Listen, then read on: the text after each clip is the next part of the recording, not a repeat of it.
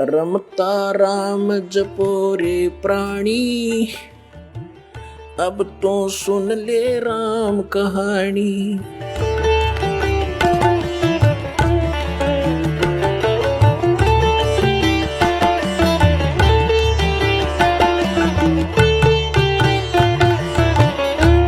परम पिता परमात्मा पूर्ण ब्रह्म सारी सृष्टि के रचनहार कुल मालिक कबीर परमेश्वर जी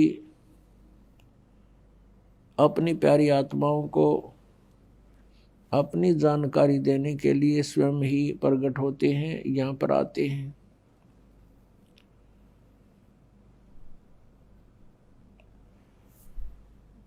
वो परमात्मा हमें अपने निज घर जाने का विधि विशेष मार्ग स्वयं ही बताते हैं।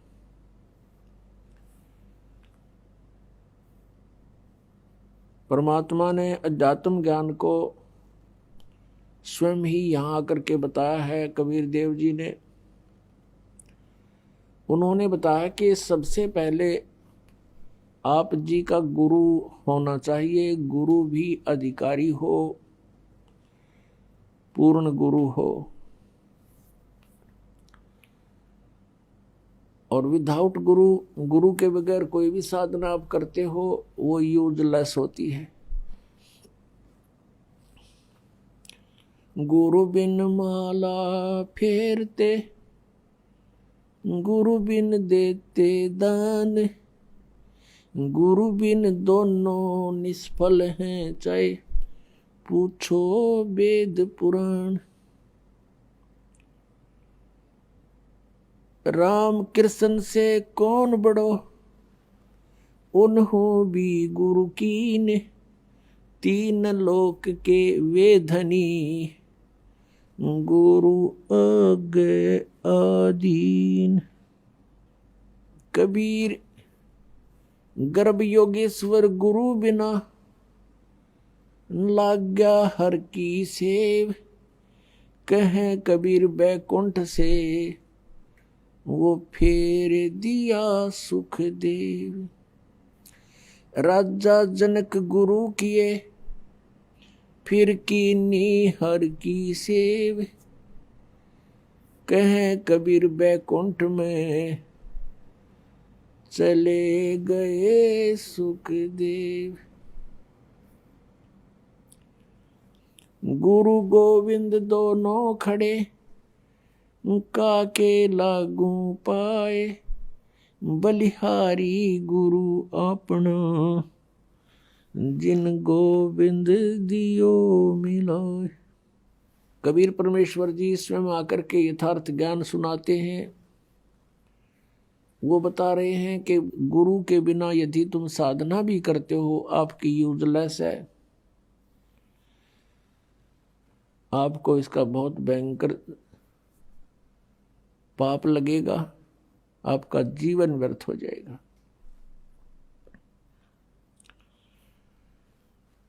फिर उदाहरण देते हैं कि तुम राम और कृष्ण से तो किसी को बड़ा नहीं मानते,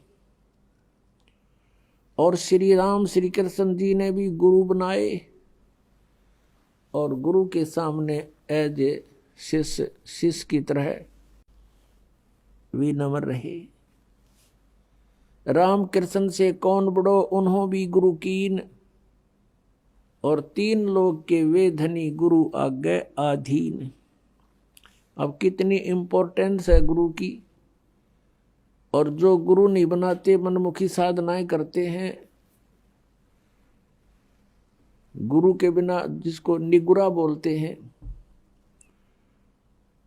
उसका कहीं ठिकाना नहीं होता। फिर प्रमाण देते हैं परमेश्वर जी के गर्भ योगेश्वर गुरु बिना, लाग्या हर की सेव, यानी भगवान की पूजा करने लगा कौन, सुखदेव ऋषि।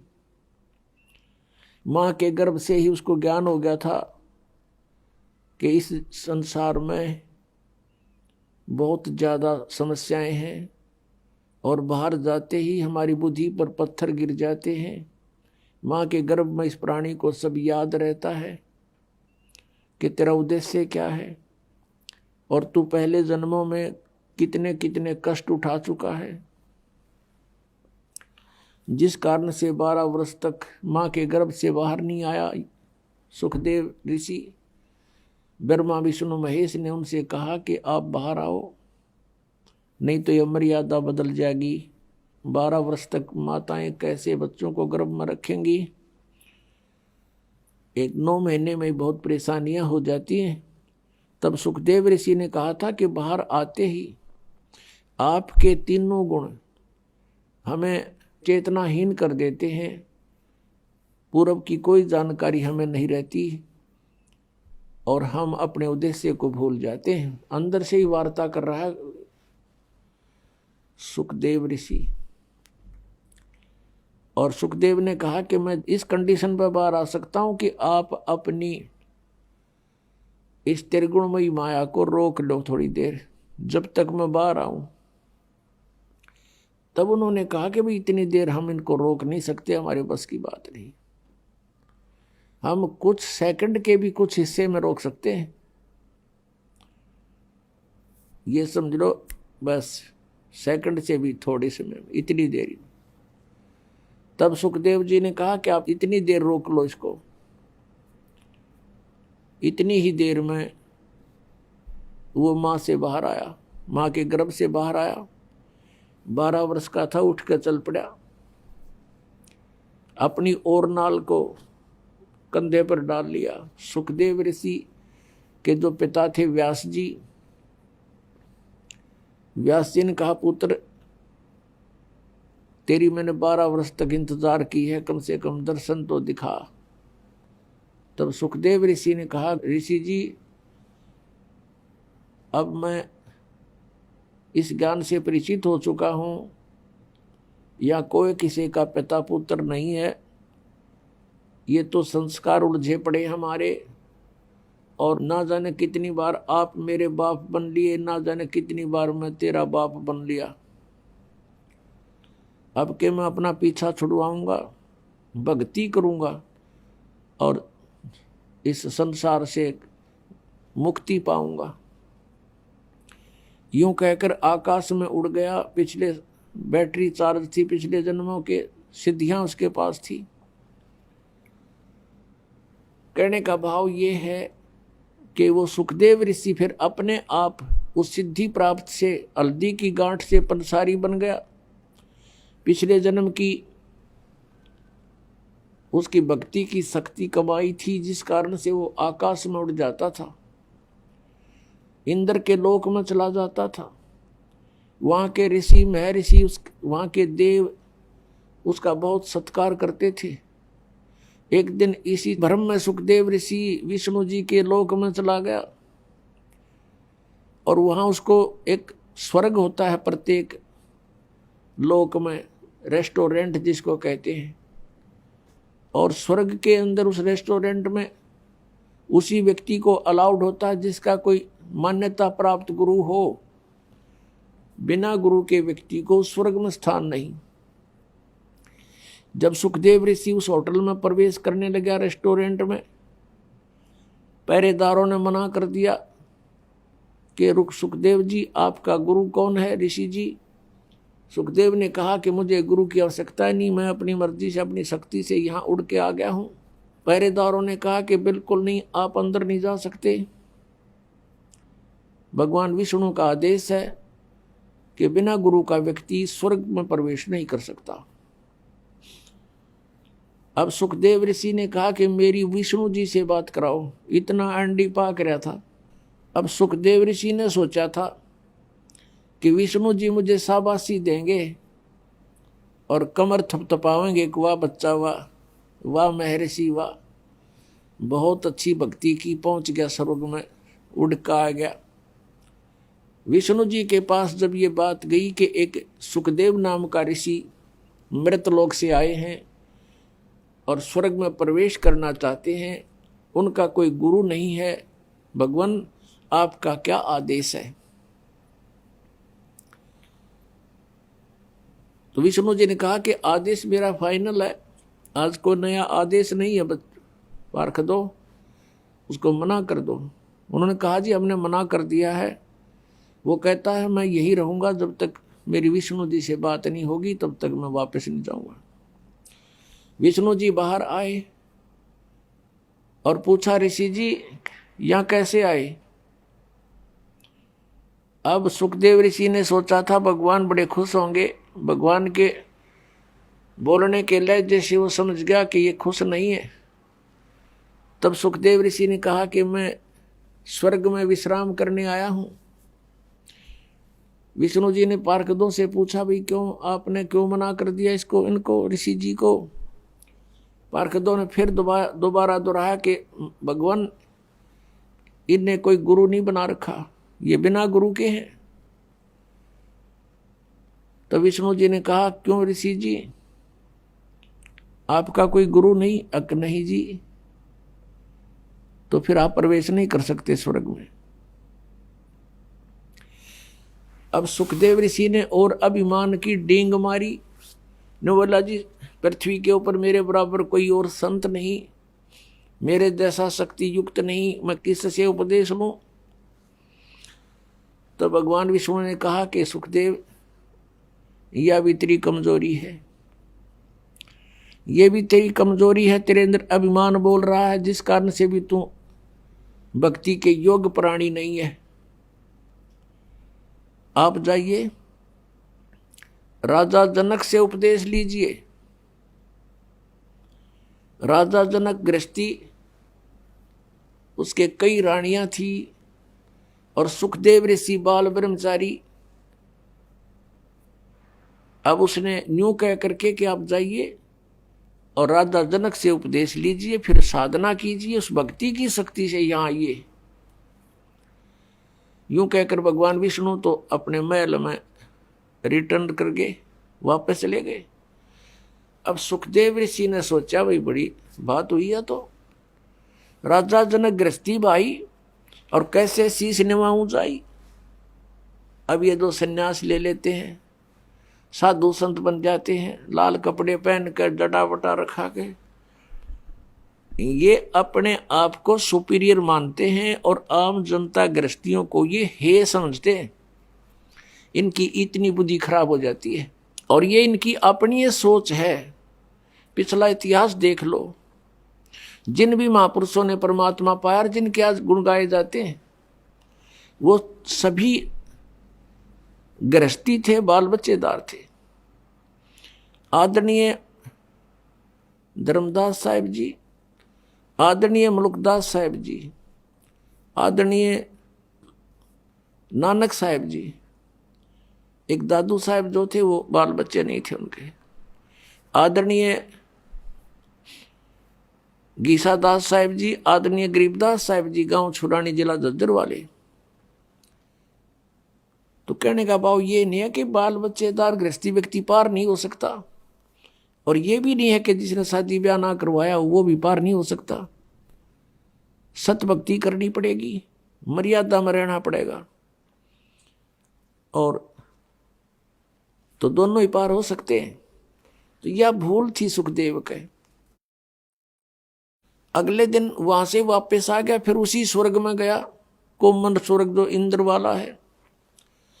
वहां पहुंचा तो सुखदेव का मुख कुछ ढीला था, चेहरे पर पहले वाली शोभा रौनक नहीं थी। ऋषियों ने कारण पूछा वहां देवताओं ने कि ऋषि जी क्या बात है, आज तो कुछ मुंह लटका रखा आपने, आपको क्या टेंशन हो गई है? तब सुखदेव ऋषि ने कहा, क्या क्या बताऊं, एक समस्या अड़गी। मैं भगवान विष्णु के लोक में गया था और वहां मुझे स्वर्ग में प्रवेश से मना कर दिया। इस बात को सुनकर अन्य जो ऋषिवर थे वहां बैठे थे देवता, वो कहने लगे, सुखदेव बात बताओ, भगवान तो बड़े प्रसन्न होते हैं, भगवान विष्णु तो बड़े प्रसन्न होते हैं साधु संतों को देख करके, कोई गलती गड़बड़ है वह बता। तब सुखदेव ने बताया कि उन्होंने इसलिए मना कर दिया कि मेरा गुरु नहीं था। तो जितने भी वहां बैठे थे उसके आसपास, जो पहले उसको बहुत अच्छा महात्मा मानने थे, सभी ने कहा कि सुखदेव, हम तो तुझे बड़ा विचारवान व्यक्ति मानते थे और आज आप निगुरे फिर रहे हो, धिक्कार है तेरे जीवन को। और दूसरी बात, एक बात बता, जो भगवान ने भी तुझे कह दिया कि गुरु बना, अब अग्रम अग्रम कैसी रखे हुए तू। तब सुखदेव ऋषि ने कहा कि एक समस्या आ गई। भगवान विष्णु जी ने कहा कि राजा जनक से नाम ले ले। और कहते राजा जनक गृहस्थी भाई और कैसे शीश निवाऊं जाई। सुखदेव बोले वचन विवेका, हमने स्त्री का मुंह नहीं देखा। अब वो ऋषि कहने लगे, भाई एक बात बता, जब भगवान विष्णु ने कह दिया तेरे तुम वहां नाम ले तू जाके, और फिर भी आप ऐसी बातें कर रहे हो। देखो, बिना गुरु के आपके पिछले जो संस्कार हैं, आपकी भक्ति शक्ति है, ये कुछ दिन चलेगी, सदा नहीं रहेगी। और अगले जीवन में गधे की योनि में भी जा सकता है प्राणी। अब इतना सुनते ही उसका कलेजा हिल गया। और कुछ मेर भगवान की होती है विशेष। तो सुखदेव ऋषि को अपने पिछले जन्म की बातें याद आ गई। यह भी रजा भगवान की थी उस पर। उसकी बुद्धि ऑन कर दी, अंतर से उसका वह फिल्म चालू कर दी। उसको पिछले जन्म दिखाई देने लगे। उसको याद आया एक फिल्म वो देख रहा अपने बीते हुए जीवनों की, वो मूवी अंतःकरण में। उसने क्या देखा कि एक बार गधे की योनि भोग रहा है, अंधा हो गया, उसको छोड़ दिया। मालिक ने मारा, लठ निकाल दिया। घर अंधा होने के बाद एक पगडंडी पर चला जा रहा है जंगल में। आगे एक नाला था, उसमें गिरने लगा तो छलांग लगानी चाहिए, बीच में फंस गया। नाला थोड़ा ही था, आगे मुंह टिक गया, पीछे पीठ, बैक साइड मर गया, टांग लटके नाले में, आगे पीछे फेट हो गया उसके ऊपर नाले में। और 1 हफ्ते तक भुगत कर मरा। किसी ने नहीं निकाला। आने जाने वाला आदमी इक्का दुक्का आता था, वो निकाल नहीं सका उसको। और उसके ऊपर पैर रखकर पुली बना के पार हो जा, उसकी पुल बना लिया। इस दृष्टांत से उसका कलेजा हिल गया, रोम रोम कांप गया। सुखदेव ऋषि उसी से में उठकर चल पड़ा। फिर भी मन बड़ा उस्ताद है, अपने पिताजी व्यास जी के पास आया। व्यास जी से प्रार्थना की कि हे ऋषिवर, क्या गुरु के बिना मोक्ष नहीं हो सकता। अब सुखदेव ऋषि ने, व्यास जी ने कहा कि नहीं बेटा, गुरु के बिना मोक्ष नहीं हो सकता, कोई भी साधना सफल नहीं हो सकती, मोक्ष तो दूर की बात है। तब सुखदेव ऋषि ने कहा कि हे पिताजी, मैं विष्णु जी के लोक में गया था, उन्होंने मुझे वहां रहने से मना कर दिया। व्यास जी ने फिर यही बात दोहराई कि कारण बता। वो ऐसे नहीं करते, कभी किसी को वापस नहीं करते, वो तो सीने से लगाते हैं भगवान विष्णु। तो तब नीचे को गर्दन करके कहता है कि मैंने गुरु नहीं बना रखा। उन्होंने कंडीशन रखी हुई है कि गुरु धार कर, यानी गुरुमुख व्यक्ति ही यहां आ सकता है। तो व्यास जी ने पूछा, क्या बेटा तेने गुरु नहीं बनाया? अगर नहीं। अब व्यास जी कहने लगे, बेटा मैंने ये सोचा था पुत्र कि मेरा नाम रोशन करेगा। अरे तूने तो नरक में जाने की तैयारी कर ली, इतना समय खो दिया, और मुझसे तू चला गया था, दर्शन भी ना दिए थे। चल मैंने सब्र कर लिया था, मेरा पुत्र अपनी भक्ति करके कल्याण करवा लेगा। अरे तू तो नरक की टिकट ले ली तूने।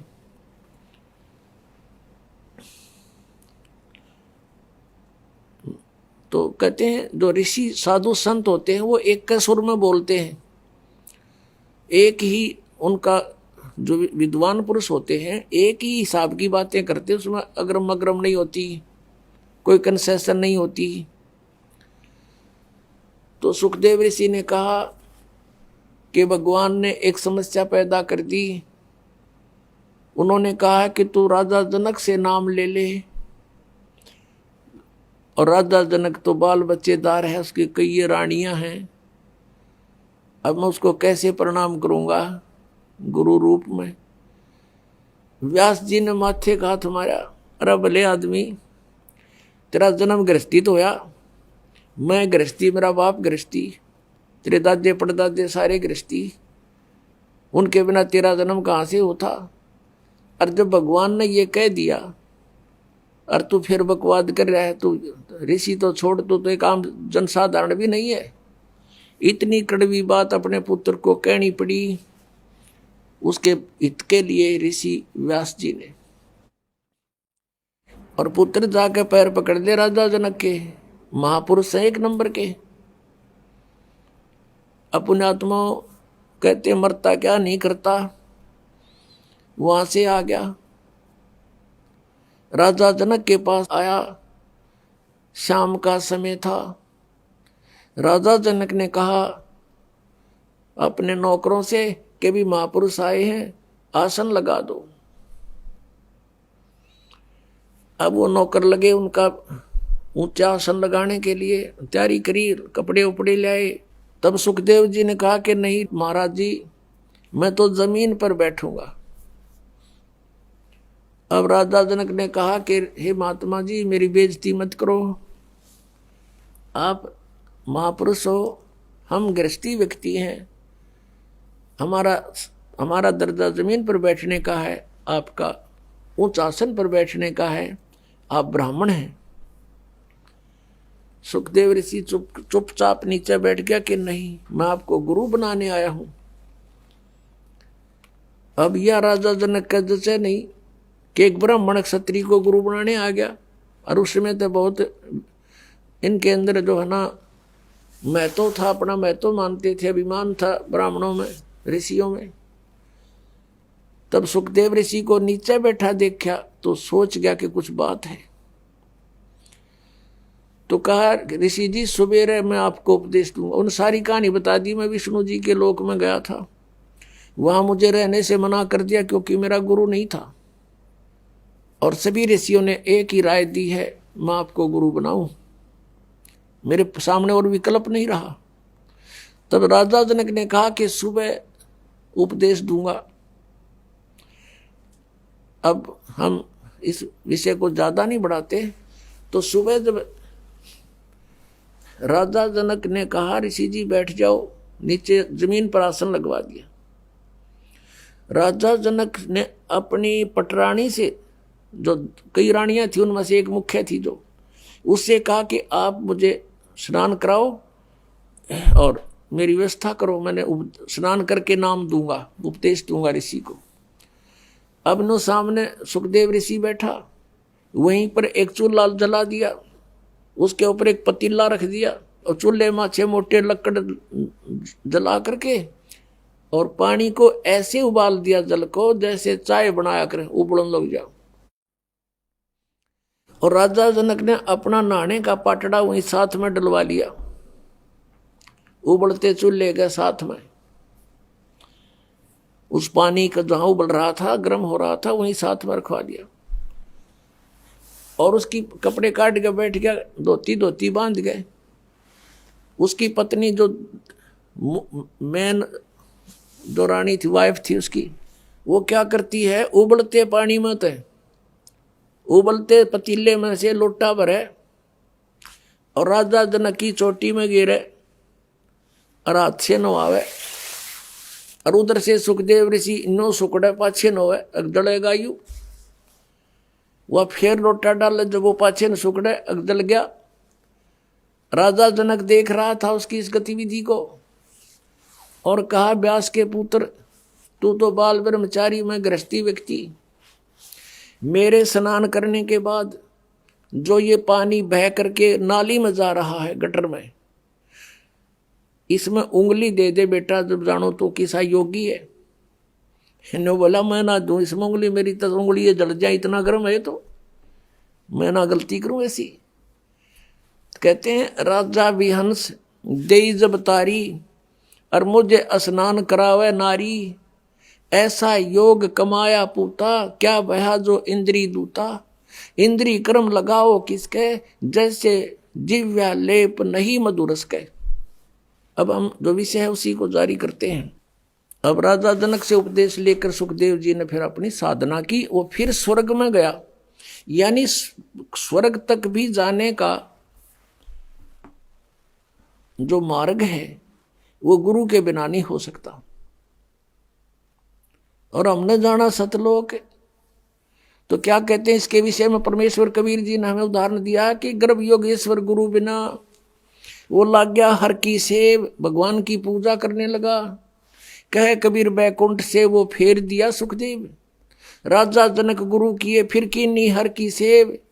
कहे कबीर बैकुंठ में फिर चले गए सुखदेव।